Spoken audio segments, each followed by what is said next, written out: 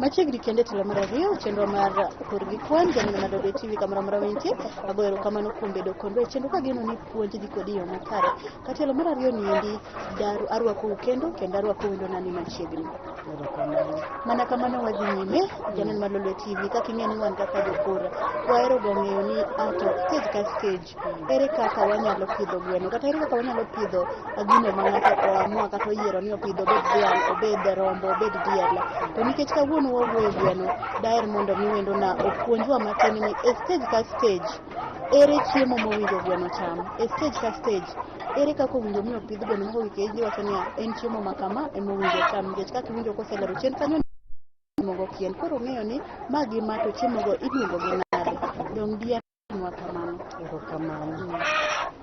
chiemo antie go maloso an gi chick mash an gi growers mash an gi kienyeji mash antie gi layers mash koro gwenda kotoko chakre day 1 nyaka dweche ariyo amiyo gi chick mash kagitieko dweche ariyo koro dweche ariyo kendo nyaka dweche 4 amiyo gi growers mash koro koa kanyo to koro gin gwen mosebedo madongo moko kuom gi nyalo kata mana chako nyuol koro amiyo gi kienyeji mash to bende ndalo ma koro adwaro ni mondo ginyuol na tong' mabet ng'eny tamiyo gi layers mash to sama koro ipidho gweno kamani sama neno ka gin e yot kaendi moko ba neno piny kacha moko ba neno bathe kacha be oyieni yawo ne gweno mondo mi owuog oko ochame greens matin to koyieneu ang'o momiyo gweno ok nyal survive mok ochamo greens ma ka ipidho gweno mok inyal yawo ne mondo mi ocham lum kok inyal ng'iewo alot niye ei ot kama intiere no automatically nyaka gidhi githo koro an meka gi to an gi lum mopong'o dalana ka greens opong'o dalana ka koro kochopo godhiambo tayawo negi manyiso ni odiochieng' kodiochieng' nyaka gweno yud thuolo mo matin mar bile gi maralum kamano lo bende ing'e ni gihero chamo koro ing'e ni godhiambo nyaka bende ayawo negi mondo gicham lum koro wang'eyo ni gimoro amora kata pith moro amora ka ng'ato chako nyaka obed gi target mar ni onyalo yudo yuto moro matin e wiye koro pith mar gwen ni onyalo kelo yuto maromo nade ka iluwo process maber kata iluwo stages maber mar rito gwen e yo malong'o kaka dwarore aseyudo ka kendo ni pith mar gwen nigi ohala ka gweno ok nyal to ne gitoka toka kata ka gin 50 gitoko te magi bedo madongo te ka gin gwen 50 to wawach ni koro iwacho ni dwa uso gi kata kiwango moro ma niuso gi 500 koro just imagine ni gwen 50 go gi 500 mane yudo 25,000 donge yudo pesa malach ting'e ni mine ka bende pod nyuol to magi kikoro gin ohandgi mano 25,000 ma kata kane in gi challenge mar school fees idhi chulo kata kane intiere gi challenge moro amora dongo loni to what about ka koro kaka magi gin 50 to magi bende 50 koro wawach ni msimu moro ayudo nyithi gwen 50 ka ayudo 50 mana 100 mago 100 wawach ni idhi uso kata 100 auso 100 donge en pesa mana kamano janeno malolo tiva geno ni nikech ing'eni wan e pur gi kwan ageno ni ikawo buk gi kalam igo kwan kanyo nikech samoro michako pith nyaka ikri kalam igo niya kachako gi gwen 5 tabo yudo ala maromo nade mana kiwinjo ka wendo noselero ni ka in gi gwen 50 to gwen 50 gi endi orito gi maber mochako nyuolo 50 moko to wacho ni koro 50 monyuol gi kata 50 manoti monyuol gi endi adwaro uso 500 kigoyo kwan no en ohala maber koro pith ka pith ka iluwo yo maber iyudo profit maber koro wadhi nyime pith ni endi itime kendi koso nitie ng'ama konyi pith ni endi kane wuon nyithindo pod ngima ne watimo kode lakini koro sani atimo kende gi nyithinda mantiere ka ema konya time mano ber sana koro onge ng'at moro mani oko ma indiko ma awach ni konyi ng'ama ndiko e dala ama konyi tiyo yani rito gwen miyogi chiemo. Antiere gi ng'ama konya. Yes. Ema konya ritogi. Ma seche mwaonge to onyalo bet ni entiere ka. Lakini ok en permanent ma wacho ni pith gwen ni ema miyo yor yuto. Koro gin challenges mage kata achiedh nade mage ma itudo kod pith mar gwen in general?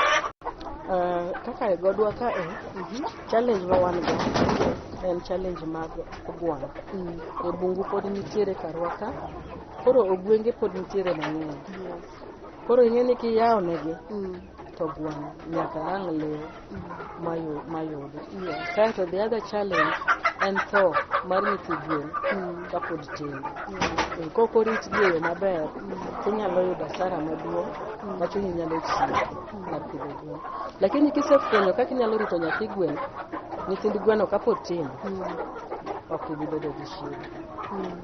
To ei boro gi nyaka nichak be nitiere challenge moro mane iserado godo mapek ma awach ni kata ka ndalo mane pod itimo gi jaduong' kane jaduong' pod nitie, kata sani manidong' kendi idhi kode mbele niendi ma koro ne ineno ni ato gwen gi endi modong' koro we aloka cham mondo awera gi pidhni kabisa? Kaka senyisi nasebedo jahera mar gweno, challenges go kata ka nitiere, to challenges go komedo motivate mondo amed tiyo matek moloyo. Kama ne shida no ae, mondo amany ni tinyalo geng'e nang'o mondo kik ochako. Koro kineno kata mane tok ot kachacha, neno ka toke kocha, agero ot moro kendo. Koro adwaro gero ot mabet safe, ma ogwang' ok nyal donjo. The challenge manayudo maduong' mogik, manobwoga manawuoro. There was a time mane nitiere nyithi gwen ka, dong' ineno ka odno ok ber ahinya. Ne antiere gi nyithi gwen 70 e iye kanyo. To ogwang' nodonjo kanyo chieng' moro, ogwang' achiel mineno nodonjo iye kanyo manonego nyithi gwen go te 70 of them. Maka nadonjo gokinyi ka yawna gwen, ayudo gik mopielore piny. Ogwang' gi nego gi anega tok cham koso? Ema nafwenyo ni ogwang' kare nitiere ma anega gweno to we kanyo, anega gweno to we kanyo. Nonego gi te, to gin mana ng'utgi ema otur, ng'utgi ema otur. Owegi kanyo. Mane githo te. Lakini noki give up. Noka give up. Namanyo mana yo mar geng'o nogwang' ni kik chak donjo. Yes. Pada ka wana jara malol tiba gima ikwanyo gimoro kanyo ni kata tek nade e gimoro amora mitimo obed gima ifeto endi manya ne yo minyalo penyo godo, manya ne kaka inyalo kadho badho no endi mondo imed dhi mbele, nikech ka in ng'ama chunye chido piyo to onge kaka inyalo sudo mbele. Mana kuma wadhi nyime gi thuolo ni endi, nikech kata pith mar gwen kane swacho ni goala nyaka wang'e ni ber mage ma bende osekelo ngimane, nikech gimoro amora nitie gi ber, onyalo miyo ngimani lokre e yo maduong' kata e yo malach. Koro kuna ang' nyisa ni to gin ber mage ma pith mar gwen ni endi osekelo ni kuom higni 8 mosetimo to pod odhi kode nyime ni endi? Pith mar gwen osekelo ne ber mang'eny. Ing'e ni gweno en gima nigi market, ready market. An sani ndika wach moro donjo na sani, to ne aonge kata mana gi pesa moro around. Gwenda gi kiema kawo, katere chiro. Kaseyudo pesa taseloyo go shida. Gwenda na kobiro, mana gweno. Asemako taseketo kendo, to ji nie mesa chiemo. Tong' bende auso, to tong' bende achamo. Koro nanoda kae, ok anyal koso chiemo kata mano odiochieng' achiel. Sama tonga ni ndio kadwar chamo tatawe tatere adhi ause, taloke chiemo machamo. Koro gisekonya e yo mang'eny. Koro gwen iuso ga nang'o to tong' iuso ga nang'o? Tonga gi bende atero mana e duka. Kama wacho nino, atero gi e duka kanyo tauso. Gwenda gi bende atero mana kanyo. Jok mane madwaro gwen do oseng'eyo dala naka. Gibiro to gikawo akawa gwen ka.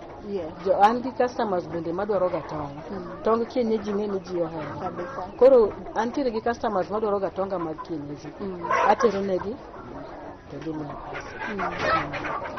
Koro lek mane ma in go kod pith mar gwen niendi awach ni tok kata higni 5 mabiro kapo ni Nyasaye kendo omiyi ngima e wang' piny kae? Lekna ma an go adwaro ni mondo koro apidh kit gwen mopogore opogore. E ndalo mabiro kae kubro chako duogo ka to ubro yudo ka ntiere gi broilers, abro keto nyaka improved kienyeji. Koro kibiro dalana ka kit gweno midwarono ibro yudo. Ibed ni idwaro kienyeji emichomo, obed ni idwaro broilers emibro yudo, kidwaro improve achomi mana kuro. Erokamano ahinya, mano ber.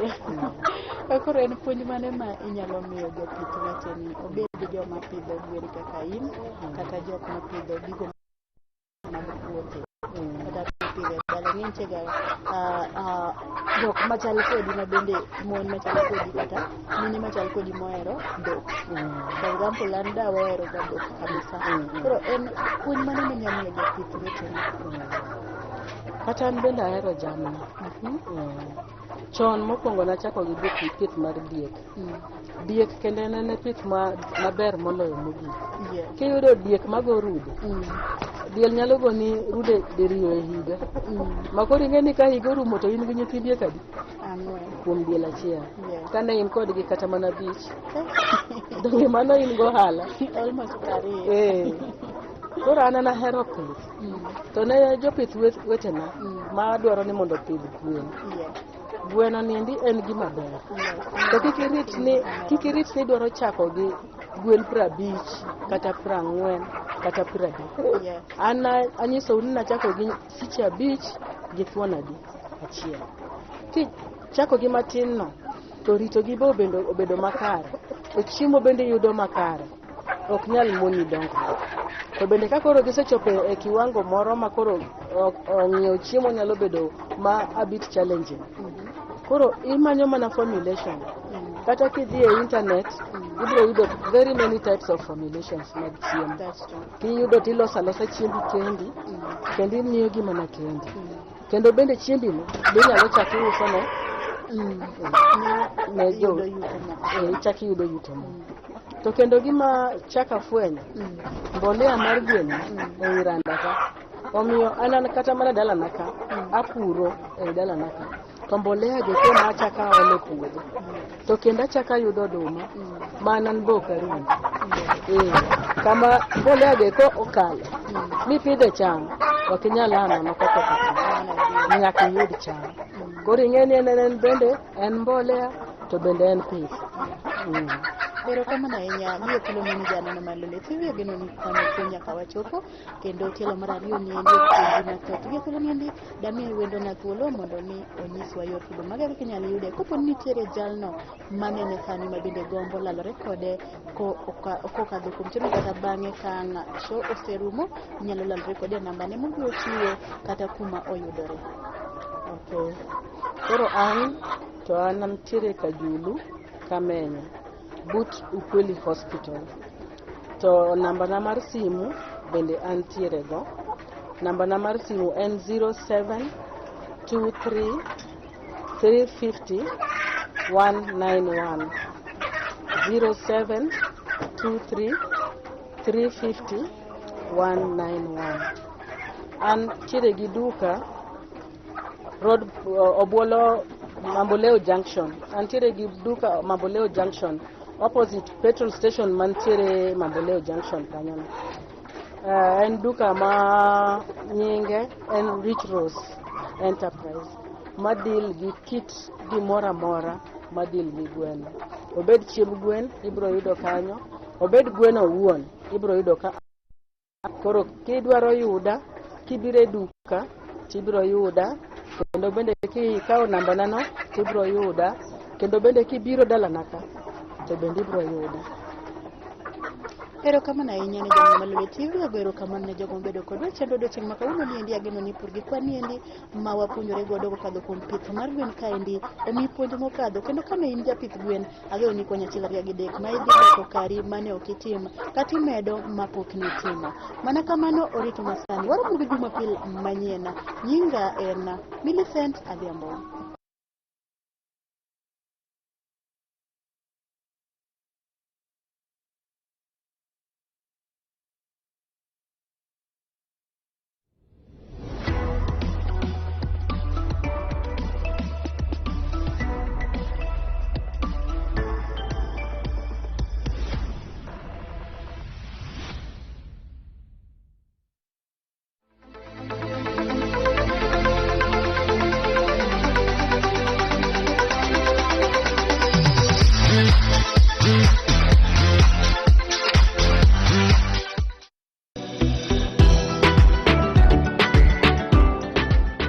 Colors of India brings you the biggest Dubai Asia shopping festival at the